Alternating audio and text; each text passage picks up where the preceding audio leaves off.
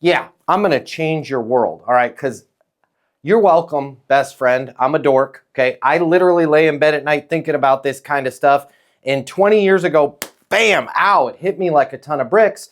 I'm like, keep getting told by my leadership, by my manager, by myself, Matt, you got to follow up. But this word follow up, and I know we don't use it, and we'll talk about that a little bit. This word follow up is just way too vague. All right. So here's what we're going to do right here, right now. We're going to take a minute. I'm going to explain to you there's only 3 types of follow-up. We're not talking about follow back. We're not talking about follow through. We're not talking about that. So we're talking about actual follow-up. There's only 3 types of calls. And then I'm going to give you a game plan for each type of call. It makes it a lot easier. So now you're no longer, I'm just going to make my follow-up calls, right? You're going to be like, it's that type of call, I'm going to do this. If it's that type of call, I'm going to do that. If it's this type of call, I'm going to do this thing, right? So let's go through this right here, right now. If you have notes, if you've got a sword and a shield, maybe take some notes. This is going to help you. Okay, so the 3 types of follow-up calls, if you're looking in your pipeline right now. First one, start a discussion, okay? Now, you may say to yourself, well, that's not a follow-up call, that's a prospecting call. But what if it was an inbound lead? Okay, so an inbound lead, you haven't spoken to them yet. You have to start a discussion. Hopefully you answer your phone, but maybe you didn't, and somebody leaves you a voicemail and says, I'm interested in your blankety blank or blah, blah, blah. Maybe somebody goes on your web form and fills out a web request form, right? And you need to reach out to them. Type number 1, you're going to start a discussion, okay? The second type of follow-up call that you would need to make is after you've spoken with somebody. After you have a meeting, a lot of times we don't get the deal closed during our first meeting, on our first call, during our first discussion. So we have to advance to a next step, okay? So I got to advance the deal to a next step. What would be an example of advancing to a next step? Maybe if Rich is really close to signing a contract, the advance would be to get Rich to sign the contract. Maybe the advance is Rich to have a meeting with Rich and Rich's team.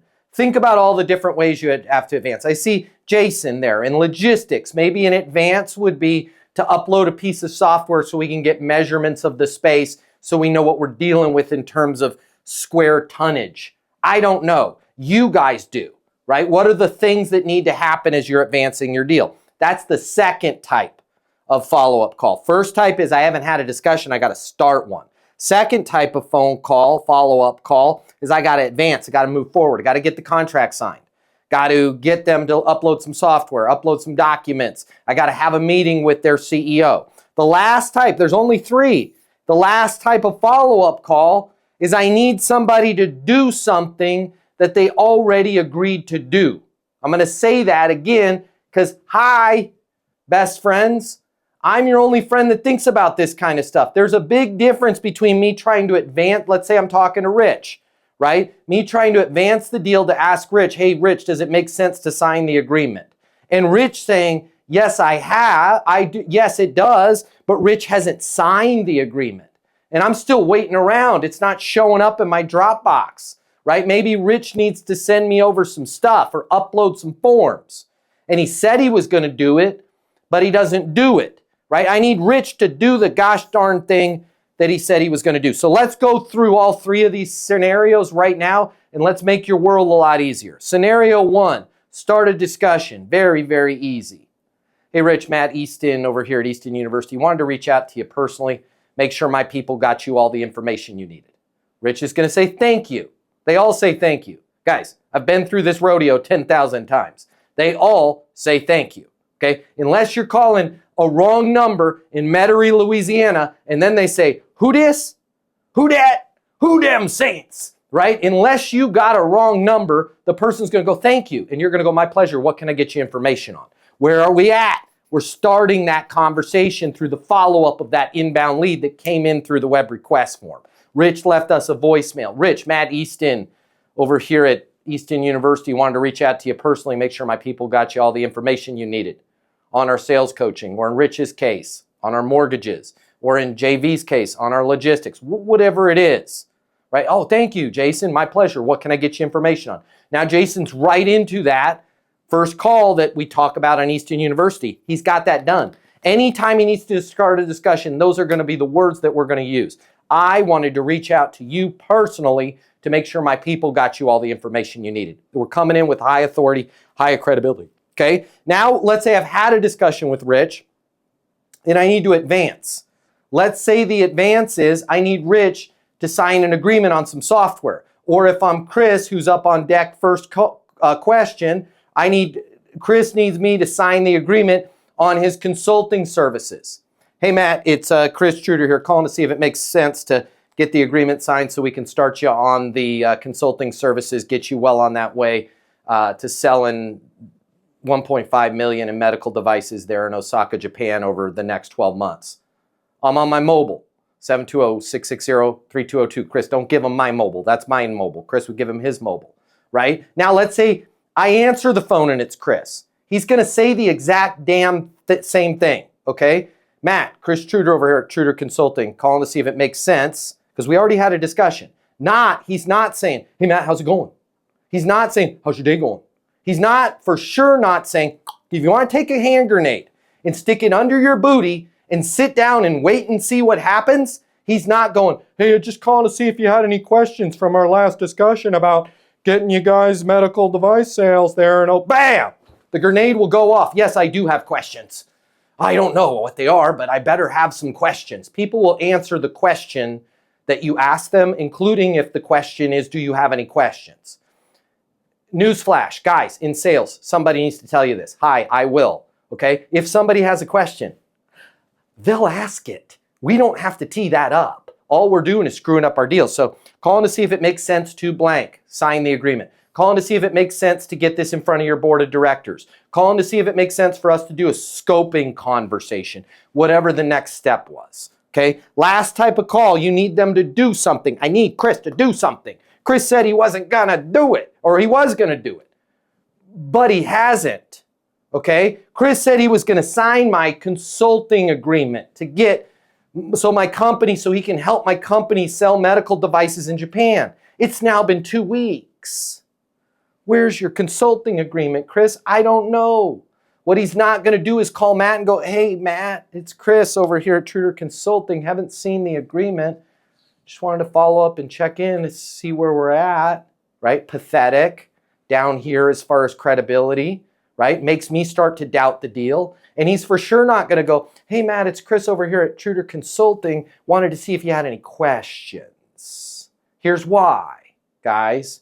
99% of the time, I'm just being real with you, okay? You can send me a bill for therapy. Hi, I do this too, and so do you. We're not perfect. 99% of the time when we say we're going to do something with a salesperson or a vendor or a company or a partner, 90% of the time when we don't do it, it ain't because we got questions. It ain't because they needed to follow up. It ain't because they needed to check in. It's because we're lazy and, dare I say, unprofessional and disorganized. But yet nobody is going to admit to that. So if Chris calls me because I haven't signed the agreement in 2 weeks and goes, hey, Matt, it's Chris with Truder Consulting calling to see if we're still on with the deal, I'm going to go, I'm not sure if we are, Chris. And I'm going to be like, oh, crap, I was supposed to sign that contract, right? I'm not going to go, oh, crap, I was supposed to sign that contract. Chris, I'm a lazy ass. I totally spaced it, man. We had that whole hockey tournament with the 4 nations. I got into it. It was great. I'm a dork. I lost my mind. I forgot. So I'm going to go, yeah, I got some questions. We need to have a recap meeting on this. I need to talk about your fees. I'm going to try and sound educated, right? So what Chris is going to do is he's just going to go, hey, Matt, calling to make sure you had the blank so you can blank. That might sound like this. 2 weeks later, Chris hasn't gotten the contract. Hey, Matt, wanted to make sure you had the DocuSign so we can authorize the agreement to start the consulting so you can be in that position to increase top-line sales there in Osaka, Japan by 16 million for the next 12 months. I'm going to re-email it to you now. I'm on my mobile, 720-660-3202. Listen to the first part of that. Wanted to make sure you had the blank. Listen to the middle part of that. So you can. Not self-serving because I want to sell you something. the outcome that they're going to get. And then you're going to just say this. I'm going to resend it to you right now. Not, I'm going to send it to you again. I'm not going to make them feel bad. I'm going to send it to you right now. And I'm on my mobile. Feel free to call or text me. 720-660-3202. I'm not saying if you have any questions, right? If they have questions, they'll call. So those are the three things. Started a discussion. Wanted to reach out to you personally, make sure my people got you all the information you need. Move the deal forward, calling to see if it makes sense to blank. Or better yet, as promised, calling to see if it makes sense to blank. Or even better yet, as promised, calling to see if it makes sense to blank so you can increase sales in Osaka by 16 million. And then when they say they're going to do something but they haven't do it, don't punish them, don't make them feel bad, but for sure don't check in, don't follow up, and don't ask them if they have any questions. Just say wanted to make sure you had the blank, even though you know they have it, right? I'm going to send it to you right now. I'm on my mobile, 720-660-3202. When you do this in these three situations, your life will be a ton better. Thank me later. Who's got questions? Chris, go. If you like this video, I got you. I'm going to hook you up. Click the link in my bio. I'm going to give you the closing mini masterclass. It's normally $300. I'm going to pay for everything. You're going to close a lot more business. You're going to make a lot more money. You're going to have a lot more fun. And you're going to be like, Matt Easton changed my life. And I'm going to be like, yes, I did. Did we just become best friends? And you're going to say, yes, we did. And then you and I are going to be best friends and it'll be great. So click the link in my bio so we can be friends and you can close more business and I'll cover all the cost. See you there.